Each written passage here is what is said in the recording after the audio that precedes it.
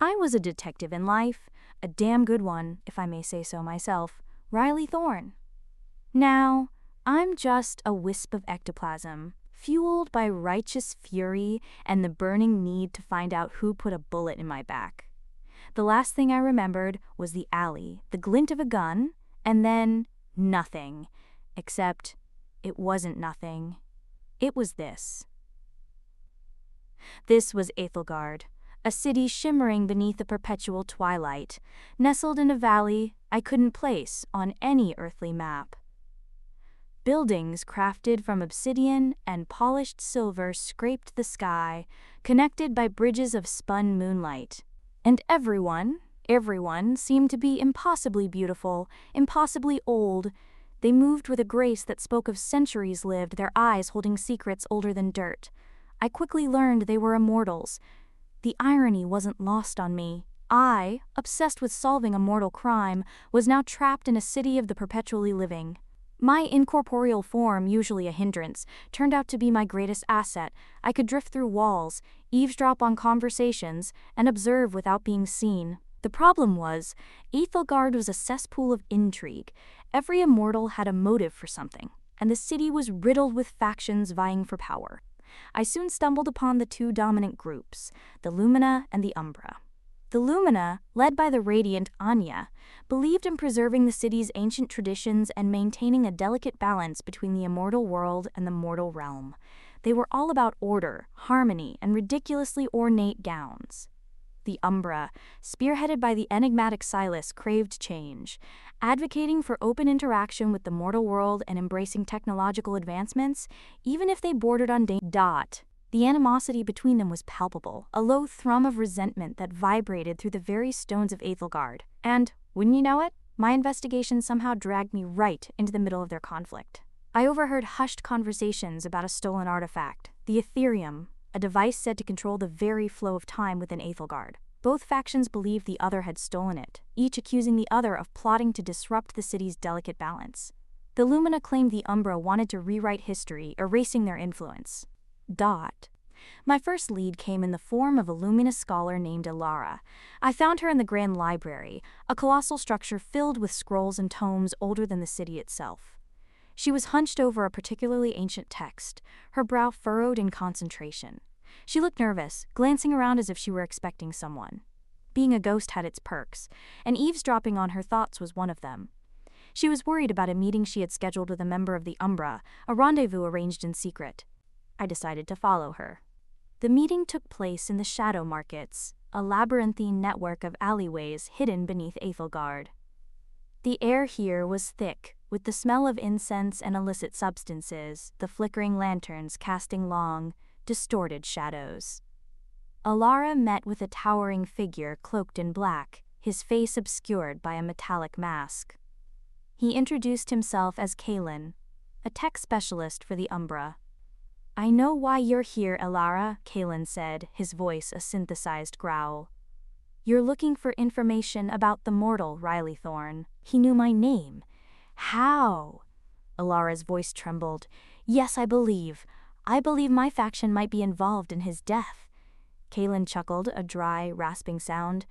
"The Lumina, preposterous. They wouldn't dirty their hands with such barbarity.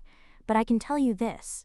The Ethereum is missing, and its disappearance is somehow linked to your detective's demise." He handed her a small data chip. "This contains encrypted files. They might hold the answers you seek, but be warned, Alara, unlocking them is a dangerous game." He vanished into the crowd before Alara could reply, leaving her standing alone, clutching the data chip like a lifeline. I watched Alara rush back to the Grand Library. I couldn't interact with physical objects, but I could influence emotions, plant suggestions.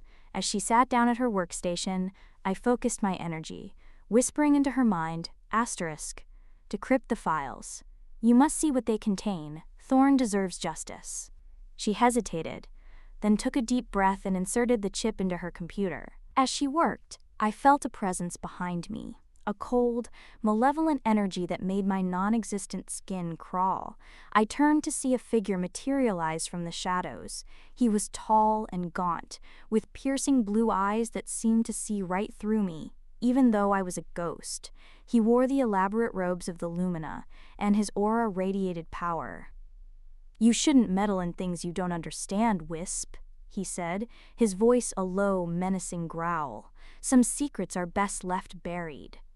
He was talking to me. How?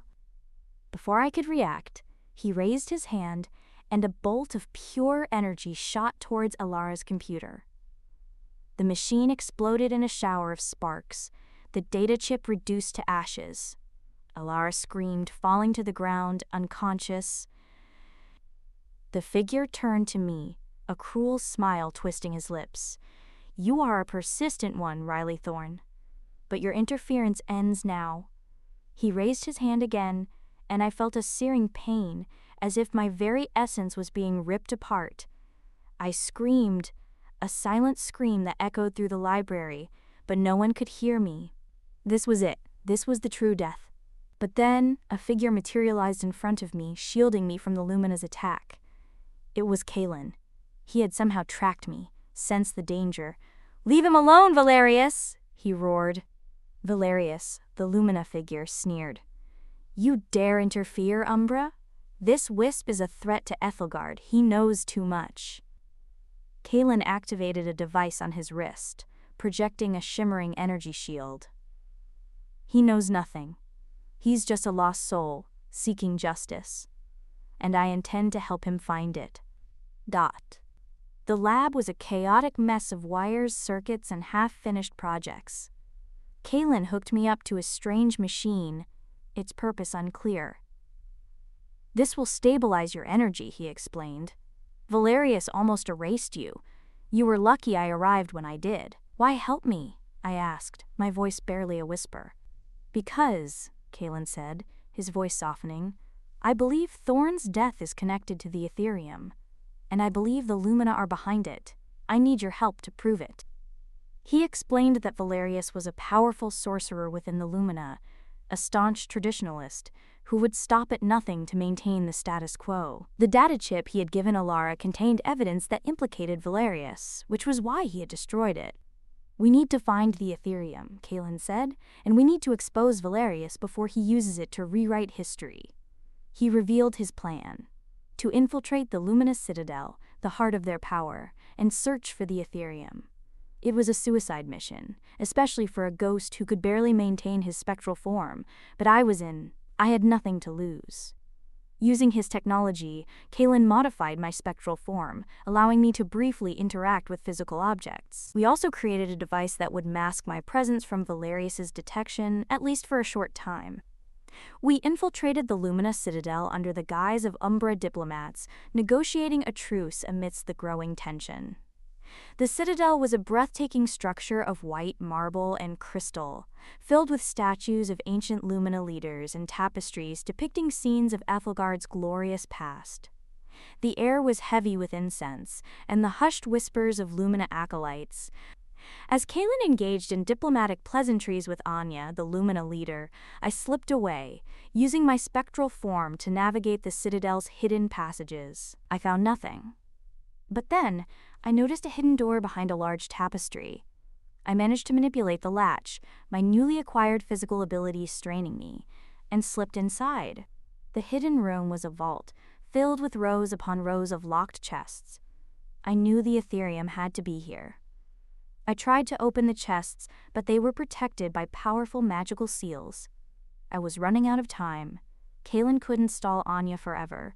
I focused all my energy, channeling my rage and frustration, and slammed my spectral fist against one of the chests.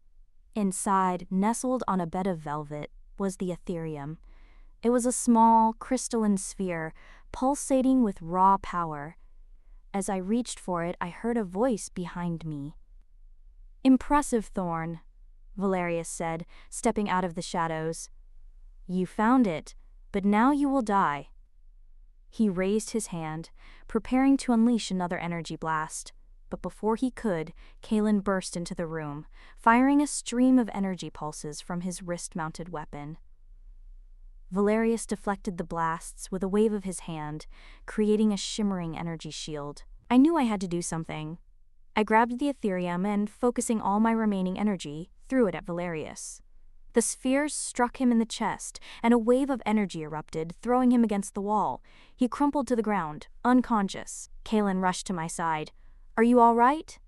"I don't have much time," I said, my voice fading. "I need to show you something."